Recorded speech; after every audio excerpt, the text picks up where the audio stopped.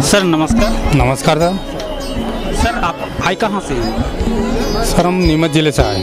जी। इस आश्रम में कब आए थे आप? हम आश्रम में कल आए थे सर जी। तो इस आश्रम में क्या क्या माहौल आपको देखने को मिला है? सर जी हमने यहाँ आए, हम यहाँ पे सबसे पहले तो हमने भंडारा किया। भंडारे की व्यवस्था बहुत बढ़िया, नंबर 1। खाने पीने में सारी मिठाइयाँ वगैरह, और उसके अलावा यहाँ की जो हमने व्यवस्था देखी, ऐसी व्यवस्था हमने आज तक ज़िंदगी में कहीं पे नहीं देखी। यहाँ पे सर जी चक्की, लड्डू, जलेबी और पूड़ी, फूल के राम और सलाद, दाल, चावल इत्यादि भोजन की व्यवस्था है और बहुत ही बढ़िया। जलेबी सब व्यवस्था बहुत अच्छी है। आप तो प्रशासन के अधिकारी हैं, ड्यूटी पर काफ़ी जगह लोग आपको बुलाते होंगे, तो यहाँ के व्यवस्था में और दूसरी व्यवस्था में क्या अंतर आपने देखा? सर जी हमने यहाँ ये देखा कि हम यहाँ जैसे सेवा के लिए आए हैं तो हम सेवा कर रहे हैं यहाँ पे, लेकिन रामपाल जी महाराज के जो भगत लोग हैं वो इतनी बढ़िया सेवा दे रहे हैं कि हमारे तक बात ही नहीं आ पा रही है। हम तो केवल बैठे हुए देख रहे हैं, खड़े हुए देख रहे हैं, और इतनी बढ़िया सेवा कर रही हैं कि बिल्कुल भगत जी बोलते हैं आओ साहब। इतनी साफ सुंदर व्यवस्था है यहाँ। प्रशासन की ड्यूटी पर अधिकतर संघर्ष होता है, समझौता करना पड़ता है, कहीं ना कहीं ये दबाव बस झुकना भी पड़ जाता है। लेकिन आपको यहाँ कौन सा आदर मिला जो आप इतने संत रामपाल जी महाराज जी के आश्रम की तारीफ कर रहे हैं? सर हम बहुत से कार्यक्रम में जाते हैं तो वहाँ पे क्या है कि किसी को कहते हैं कुछ भी अनुशासन के लिए तो बात नहीं मानते हैं। यहाँ पे कहने की जरूरत ही नहीं पड़ रही सर, अपने आप सच्चा भगत जी इधर आना, ये आए, इधर बैठो, इधर बैठ गए।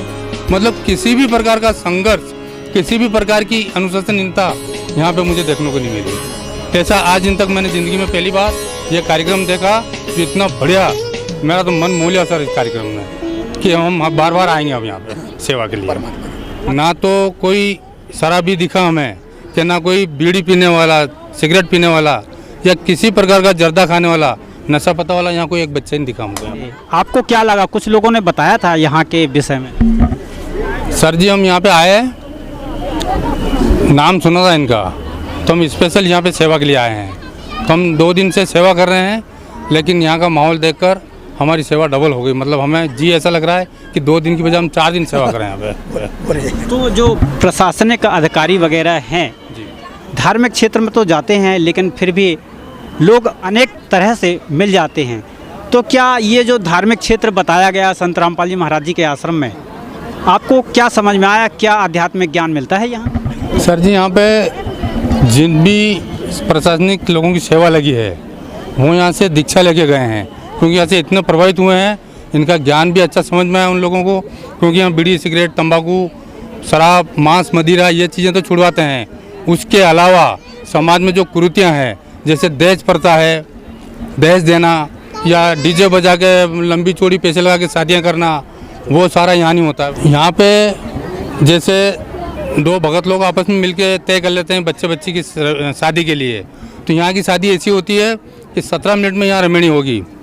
ना तो दहेज लेना, ना दहेज देना, केवल बच्ची को ले आओ और बच्चा आएगा, बच्ची को लेके यहाँ रमणी होकर अपने घर ले जाओ बस। सर आपका नाम क्या है? मोहनदास है साहब जी। तो नवयुवकों का तो मेल जोल बना होगा आपका, तो इनके सिद्धांत कैसे लगे आपको? बहुत अच्छे लगे, बहुत अच्छे लगे। सरकार करोड़ों अरबों रुपए खर्च कर रही है नशा मुक्ति के लिए, लेकिन नशा मुक्ति घटी नहीं कहीं पे भी। लेकिन यहाँ आने वाला आपको जितने भी लोग दिख रहे हैं, जितने भी, इनमें से एक बच्चा भी ना तो तंबाकू खाता है, ना बीड़ी सिगरेट पीता है, ना किसी प्रकार का व्यसन करता है। तो सर शासन इस मामले में फेल हो गई। लेकिन यहाँ पर ये जो गुरुजी हैं रामपाल जी महाराज, इनके यहाँ जो भी अनुयायी हैं इन चीज़ों से कोसों दूर हैं सर। अक्सर कर देखा जाता है कि पूरे विश्व में भारत भूमि ही एक ऐसी भूमि है जहां आस्था का केंद्र भूमि बताया जाता है। यहां वर्षों से यहां देवी देवताओं का अवतार होता चला आया है। तो आपका मानना क्या है? क्या इस भारत भूमि में आपके देश के प्रति कैसी आस्था है? सर जी हमने देखा ये है कि हम बचपन से जब भक्ति कर रहे थे जैसे, तो अपन देवी देवता को पूज रहे थे, है ना। और हनुमान जी की पूजा कर रहे थे, व्रत कर रहे थे, सारा कर रहे थे हम। लेकिन यहाँ की हमने एक पुस्तक पढ़ी, ज्ञान गंगा पुस्तक। उस पुस्तक के माध्यम से हमें यह लगा कि परमात्मा कोई अन्य ही है, और जो यहाँ के जो धर्म गुरु हैं उन्होंने हम सब लोगों को एक तरह से पाखंडवाद में दबा रखा है। इनका ज्ञान ही गलत है। यहाँ आके हमने पुस्तक के माध्यम से जाना कि यह ज्ञान हमको एकदम सत्य लगा। देश के प्रति ये आस्था है कि जो भक्ति के नाम पर देश में मंदिरों में जो आडंबर हो रहा है, तीर्थ स्थानों में, वो सब बंद होना चाहिए। और जो रामपाल जी महाराज जो पुस्तकों के माध्यम से ज्ञान बता रहे हैं, टीवी के माध्यम से ज्ञान बता रहे हैं, उस ज्ञान का अनुसरण प्रत्येक भारत के नागरिक को करना चाहिए, जिससे कि एक स्वच्छ समाज का निर्माण हो सके। नमस्कार सर। नमस्कार। शिव हमारी जाति है, मानव धर्म हमारा है, हिंदू मुस्लिम सिख ईसाई धर्म नहीं कोई न्यारा है, बंदी छोड़ सतगुरु रामदेव भगवान की जय।